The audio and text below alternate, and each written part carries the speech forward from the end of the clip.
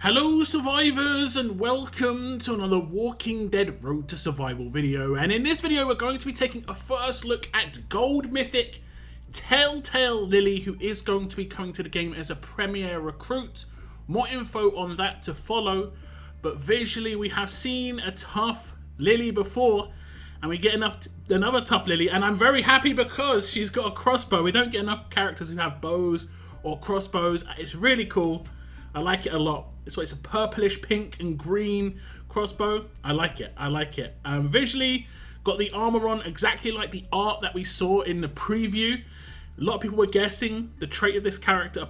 Lots of people just said it's got to be tough. Lily just sounds like a tough character. She's always been a tough character, and well, she is a tough character. I like the arrows that she's got around her waist as well, with the quivers, the green quivers, the neon ones. It looks really nice. If we look at her stats as a level 720 limit break 3 character, she has got 22,566 attack, 12,537 defense, and 15,044 HP. She is that tough character like we said before. She is considered a damage roll, of course, mythic character, and yet again another character to join Telltale Season 1, making it the 4th release character with just Molly and Lee left to come. Where are those characters going to be released? Anyone's guess. But for now, we're going to get into Lily's kit. And first off, we're going to look at Lily's adrenaline rush. It is called Successive Bolts. 66 AP cost. Pretty straightforward rush. As a damage dealer, this is going to be great. Make 2 attacks of 250% damage. 500% total against 3 enemies each. So basically, it's exactly like Kenny's, but it's doing it against 3 enemies instead of the 2. So that is obviously amazing. And obviously, you know, the amplification potential, because she's a tough character. She can have a double attack weapon. She can have a rampage weapon. You know, you can do the maths there. That's 2 times 3 times, what's that? Times 2 times 2 again. Just in terms of the amount of hits that she can do is going to be crazy. It's going to be crazy. And if she's in a team with Clementine as the leader, it's guaranteed critical attacks for the first couple of turns. So you're guaranteeing a rampage proc if that's the case. Let's get into the rush and just show you how it works.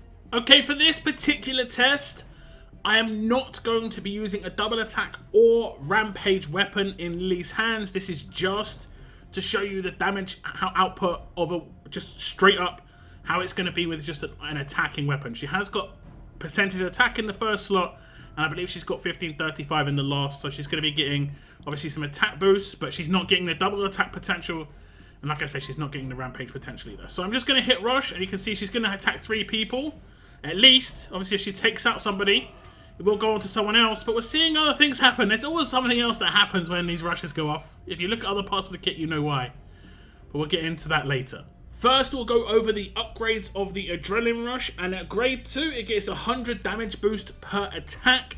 So it goes from 100% damage per attack to 200% damage per attack. Then at grade 4, it gets an AP cost reduction from 75 down to 66, which is pretty vital, but quite easy to come by, only needing 1 copy. Then at LB1, that's 3 copies. You get another 50% damage per attack, and that would be 200% up to 250% per attack.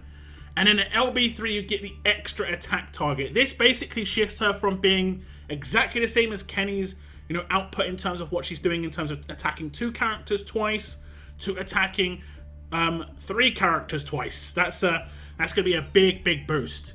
Now there was a lot else going on in her kit when I was doing those attacks. It's based on her specialist skill, her passives, and you know, it's going to be even amplified by the weapon potential again. I did not use a rampage weapon in her hands for that test, so you can only imagine what it's going to be like when she's got a rampage weapon. The amount of attack output that she's going to have is going to be crazy. But before we get on to those other parts of the kit, we're going to look at her signature move, and it's called Level the Playing Field. It has got an initial cooldown of turn 2, cooldown of 3 turns, number of uses unlimited, normalize an enemy for 2 turns, then attack their enemy for 200% damage. This is pretty straightforward. I think it's very similar to Titan's signature move in terms of normalizing the enemy, but I think it actually is quite similar in the amount of damage output that it's going to do. The fact that obviously Lily has a better weapon potential than Titan in terms of what she can do. You know, she can hit that double attack, she can hit the rampage, and she's going to have guaranteed crits because of Clementine. Obviously, this is probably going to do a lot more damage than what Titans can do. But you can obviously use them potentially in the same team. You could have two normalized, you know, attempts at some of these characters. You know, normalized resistors come out in quite a hefty form with Peacekeeper, so having two chances to hit that normalized now is obviously a great thing. Is a great thing indeed. This is a turn 2 initial cooldown and 3 turn cooldown as well, so I think it's pretty much the same. But we'll just show you how it works, just to make you understand that while someone is normalized, they can no longer utilize their specialist skill. And that's especially good against certain specialist skills. For instance, Payback. Someone like Andre, being able to normalize that is great. Someone with Outlast as well, making it so they can't go into the Outlast state where they get a guaranteed rush unless you control them in some way. It can be very frustrating. Also, someone with Halo. Even though he's stunned here, if it does obviously get taken out, Halo would make him be able to come back up. And we can just use the signature move on him. If I swipe left here, you can see he gets normalized, and then any follow-up damage which takes him out, no Halo. No Halo specialist comes in. Now, he could obviously get revived in this situation, but you could potentially use Duck in the same team, and then have Duck do the attack first, and then any takedowns, obviously, after that, because Duck has got Headhunter, would be decapped. So this is how the team's going to work together to get things done for sure. And then, obviously, you've got the rush for the next turn to just blow up the defense team. And you're probably going to have the rush on Kenny in the same situation. Huge sparks are going to fly. Now we'll look at the upgrade straight away on the signature move. And you can see at grade 3 it gets -1 to cooldown. So initially it is a turn 4 cooldown and it goes down to a turn 3 cooldown. At grade 5 it gets -1 to starting cooldown. So initially it is turn 3 and then goes down to turn 2. But I believe maybe Titan can even go turn 1. So, I mean, there's the difference. But I think a lot of the time you really only realistically need to go off on turn 2 a lot of the time. Normalized turn 1 is only going to be against very, very particular characters. And like I said, you could decide to use them in the same team if you so wished. At limit break 2, you get a 100% damage boost. So it is only initially 100%, but then it goes up to 200%. That is actually a pretty big boost, but I don't think it's vital when it comes to the signature move. Most of the power is in the fact that it's a normalize. I would say at least grade 5 if you want to get the best out of this signature move in terms of the normalize. And the normalize is nice. It is very hard to come by. I think this is only the second guaranteed normalize where you control where it goes and it's like not RNG. Obviously there is RNG. Certain characters like Morgan has resist, Peacekeeper has resist, and no doubt some characters in the future will have resist. But at least this is more chances at hitting that normalize now against those particular characters. Now we're going to move on to the mythic abilities of Lily. These are her passive skills, and she has got agility because she is a damage roll character. That's going to play into her kit extremely well. Basic attacks, signature move, and rush will all be amplified by agility. Definitely worth upgrading. The next one is Defender's Tale. At the start of each wave, all Telltale Season 1 Allegiance members get 100% infection resistance for the first 2 turns of combat. This is mainly going to be good against Pamela teams in terms of the fact that if you take out certain characters, there are, you know, retribution effectively on their kit, and it is going to be like Mr. Lou. He infects 2 of your characters if you take him out. If you take him out in the first 2 turns, that infection is not going to even land. I think another character that has that is Barker, the leader. We don't see too many Barker leads around, but you never know. They could start popping up. There are quite a nice few tough characters out. If more decent strong defense tunes come out as well, there's a leader to combine those 2 traits. So we'll have to see what happens there in the future. The next passive is called Combat Ace. Weapons equipped to this character are 50% more likely to trigger their effects. This means double attack pretty much. Has a 15% extra chance to proc. So on the base double attack, which you can craft in the armory, you have around about a 35% chance to actually proc that. Now it's going to be 50%. If they get a weapon that has a better chance than, you know, the armory, then it's just going to be added on top. You know, some of these weapons have started coming out where it actually shows you the percentage that they can actually proc with, which I actually prefer. So you'll just add a flat 15% on top of that. And that is obviously going to be great. The double attacks are going to be just raining in with Lily for sure. Lastly is Survivorship. When making a critical attack, which Lily's going to do quite a lot, 100% chance this character gets Guardian Shield. This is going to be good for just stopping personalized reflect. She looks like she's going to be a character that's going to be able to deal with mods.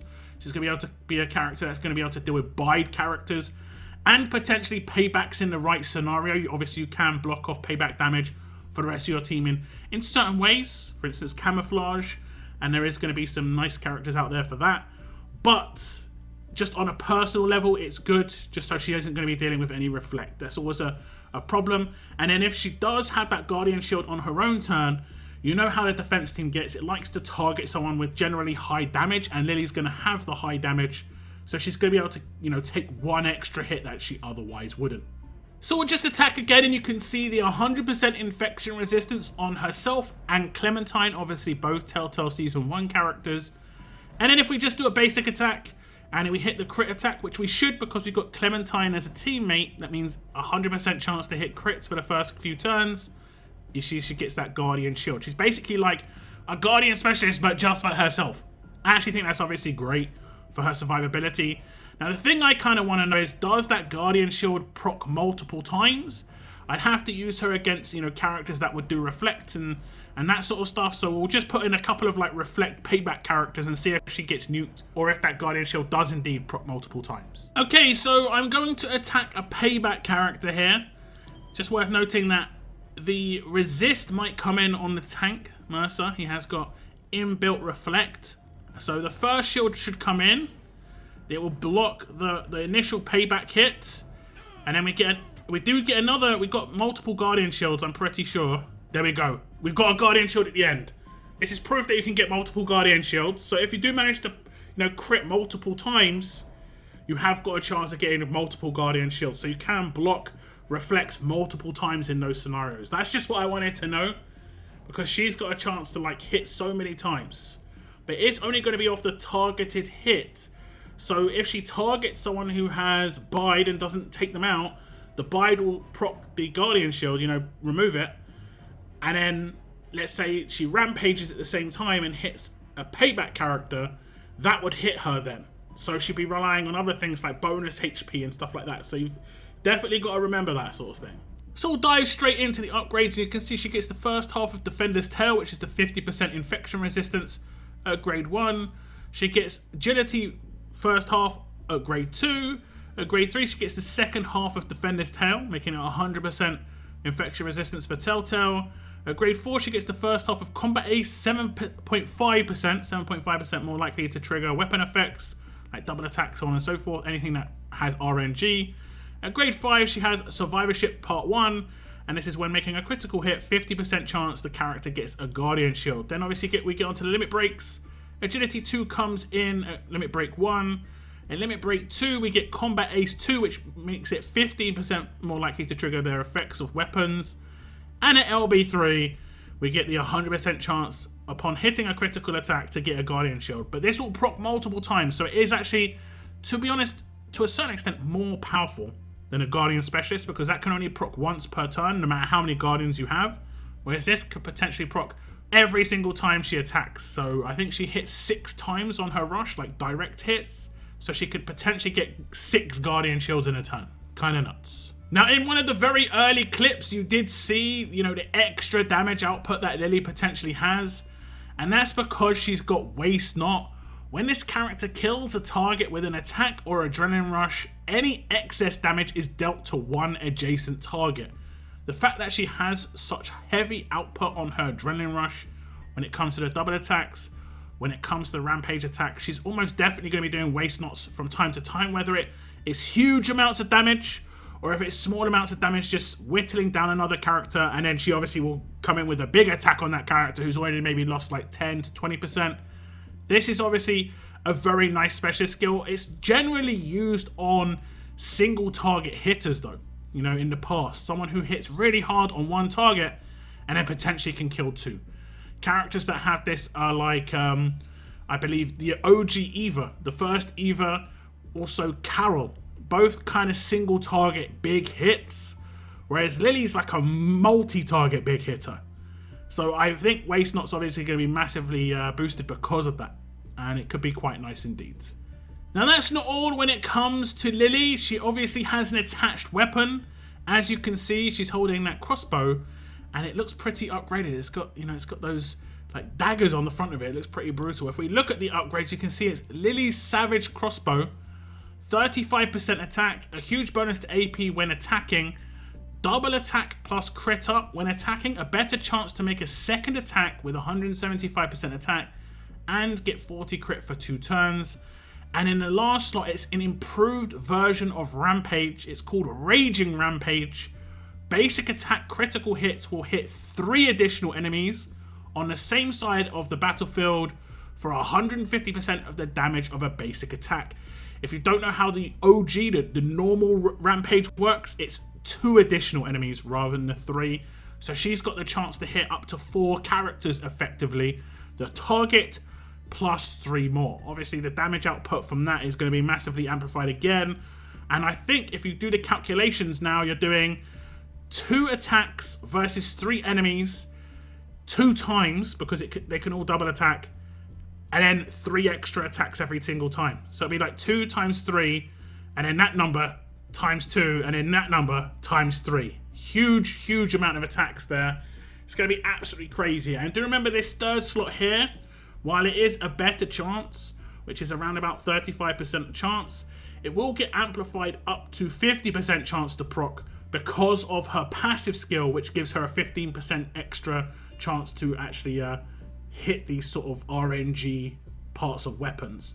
Raging Rampage isn't RNG, it's reliant on her actually doing something specific, which is hitting a critical attack. Okay, so I've just put together a quick team, and this is a team that is going to be reasonably defensive, so I should hit quite a lot of hits, and you can try and count them. We're going to do the normalize, just to stop the normalize, because you know the normalize is going to be a problem. We'll hit the commands, and then we'll just try and take out as many characters as possible. You should see the double attack proc more often than not, and it's just going to be lots of attacks. Just count them. Count them. It may be lots of little hits, but it's lots and lots of hits. So Lily has a crazy amount of damage potential.